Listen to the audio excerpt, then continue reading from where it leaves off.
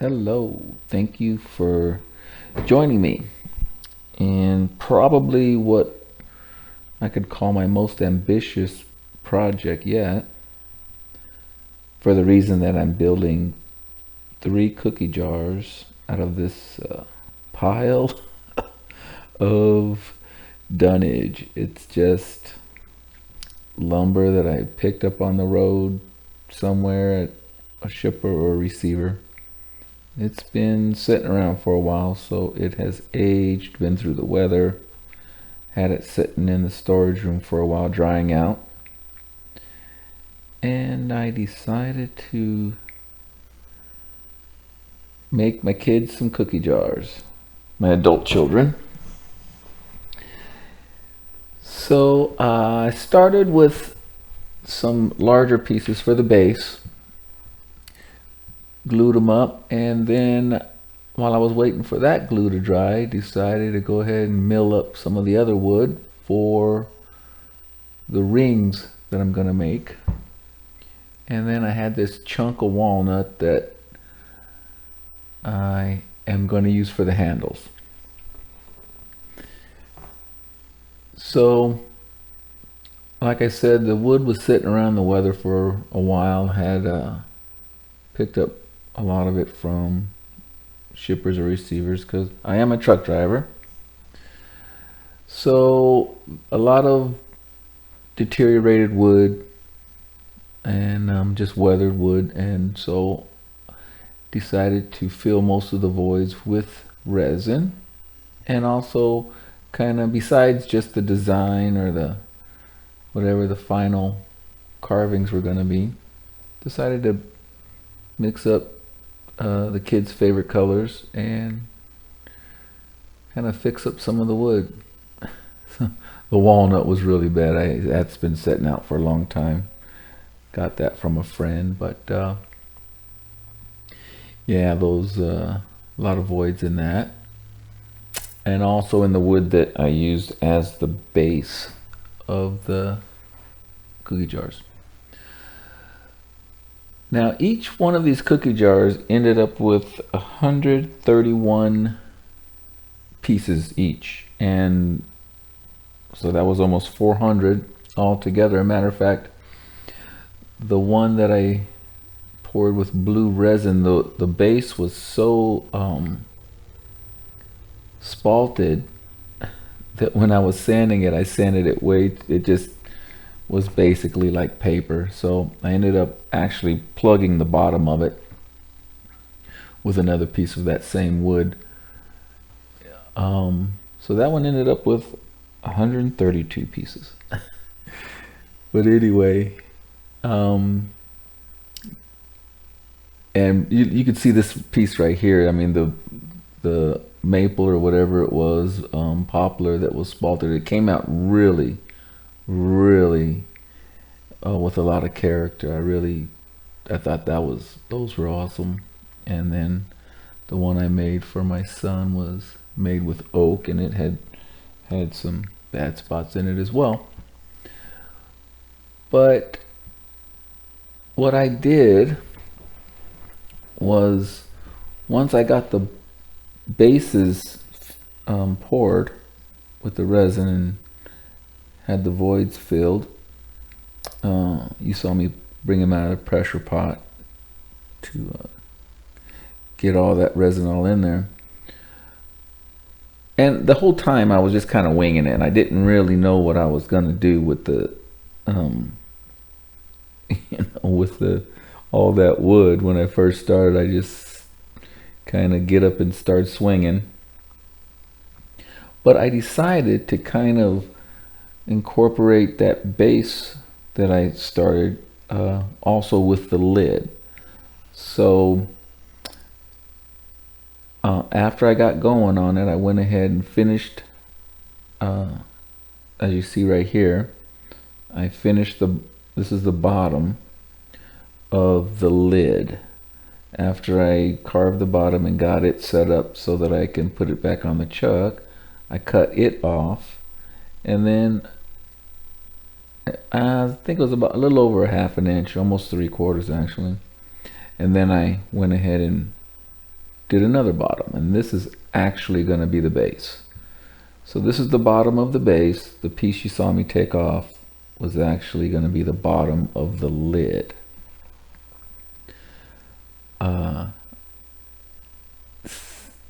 Yeah, and so it kind of tied the whole jar together, that particular jar, which was great.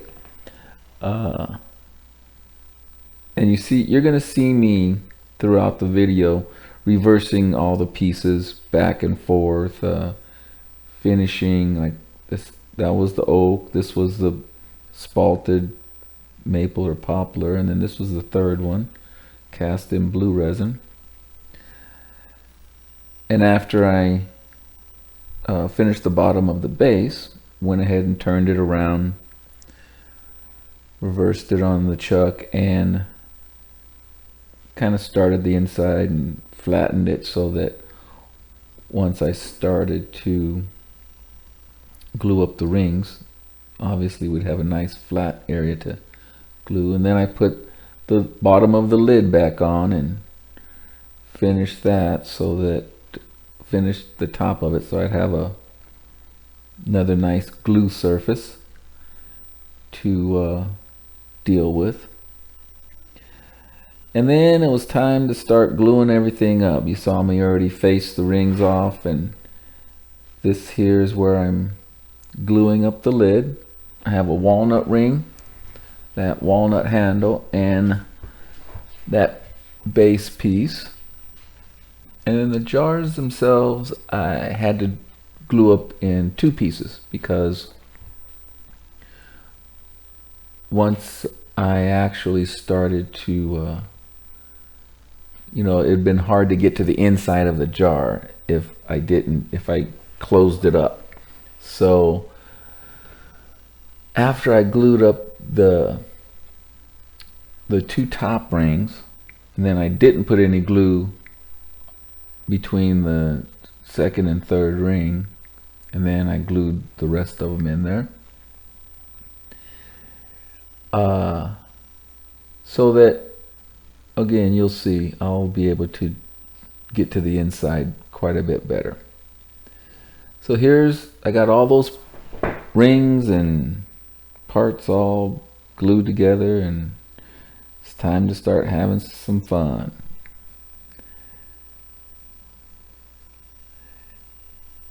Again, this was a very, very fun project. It was very ambitious. A lot of parts, a lot of pieces, a lot of glue, wait for glue to dry and waiting for the resin to set up. Don't know how much glue I used, don't know how much resin I used, but it was a lot. And of course, whenever you really start something, you start shaping the inside, you're trying to get a nice consistent grade to the jar on the inside, and the outside is kind of funky. I kind of wished I was able to get a bigger base, something on a couple of them, but a pedestal, you can call it a pedestal or a base, whatever. Here I am facing off the jar and getting that straight, so when I glue it onto those top two rings, nice and flat in there, nice straight after I've turned it. And then again, I've already turned the bottom of the lid, so now I'm just trying to get a nice good fit, so that once I finish off this jar, it's done. Inside gets finished at the same time as the outside does. Obviously the bottom of the base is already done.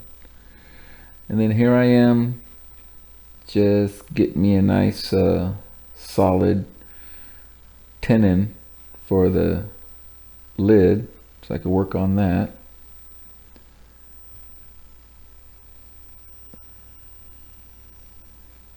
And this is really, really where it gets to be the part of the jar that you're going to see. You're going to see the top of it and you can just go crazy with beads and coves, all kinds of things. I was trying to put a little bit more resin into the handle itself, but it didn't work out so much for the blue, and it did fill in a lot of the cracks and whatnot around the handle. The pink one here actually ended up with the most resin on the handle and came out looking really nice. Also was able to put a lot of detail into the walnut ring there. So anyway, hope you enjoyed the video. Please come back again just by subscribing and hitting the notification bell. Give me a like if you liked the video. Probably was a little bit long, but hopefully it gave you some ideas and gave you a little look at the techniques, couple of techniques that I use to make my cookie jars.